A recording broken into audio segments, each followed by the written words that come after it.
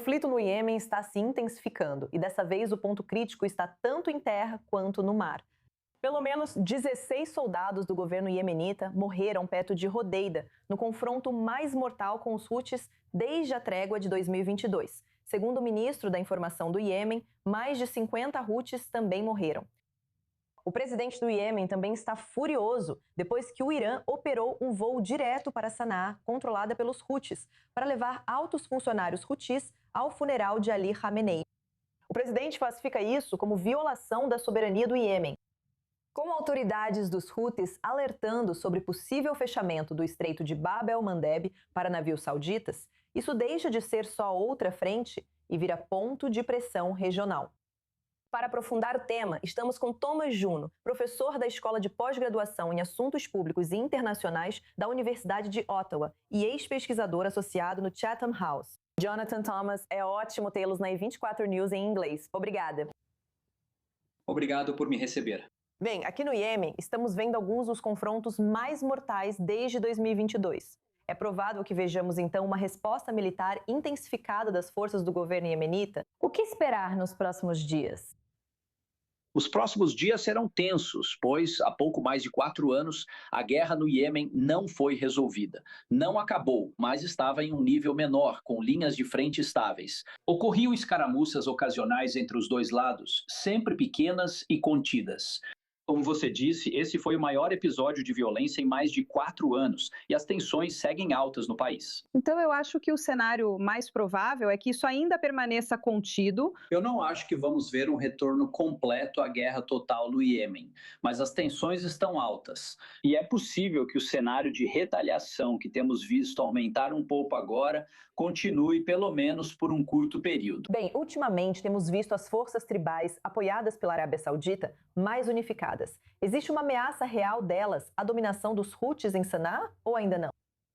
Ainda não, e na verdade estamos bem longe disso. Você está certo ao dizer que os Houthis são o principal ator político e militar no Iêmen há mais de uma década. São fortes e têm apoio do Irã. É importante lembrar que, além do apoio iraniano, o relativo sucesso deles também se deve à fraqueza dos adversários.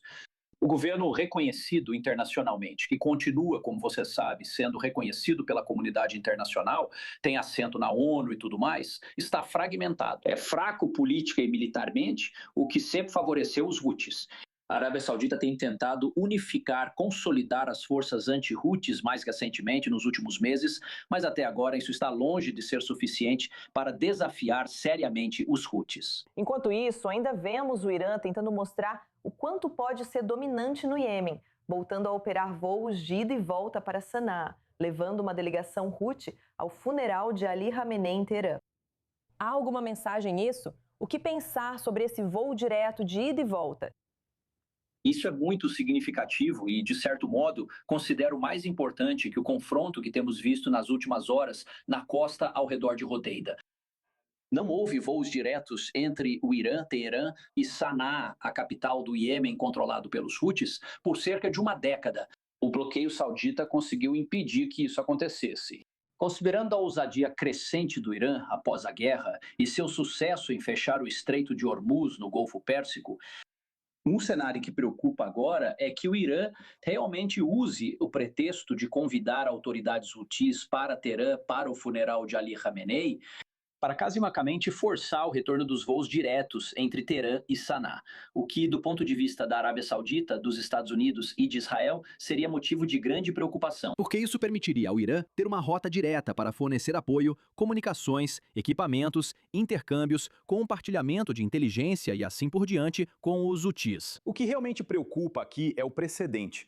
Há algo que o governo do Iêmen possa fazer para barrar esses voos? O governo do Iêmen não tem força militar para impedir esses voos. O principal ator é a Arábia Saudita. Quando esse voo ocorreu há alguns dias, relatos indicam que a Arábia Saudita tentou interceptá-lo.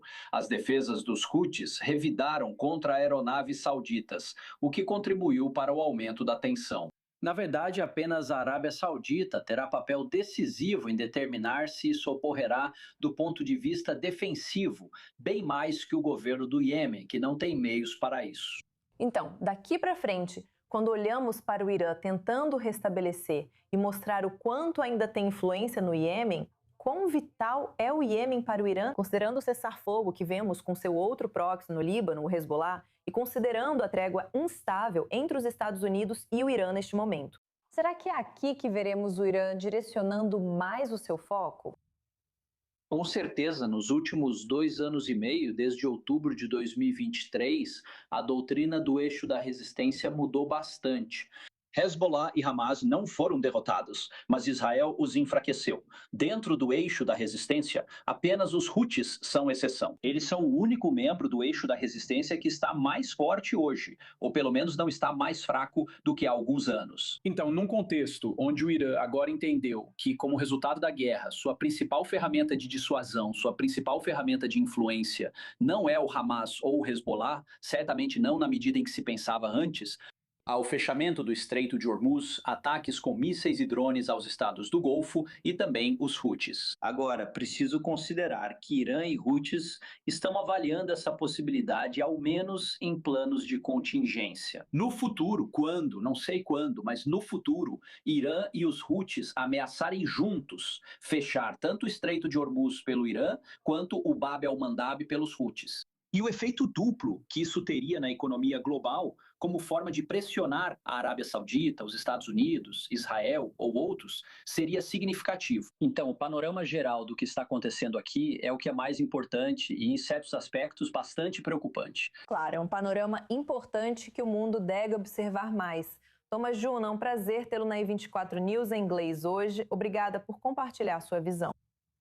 Obrigado.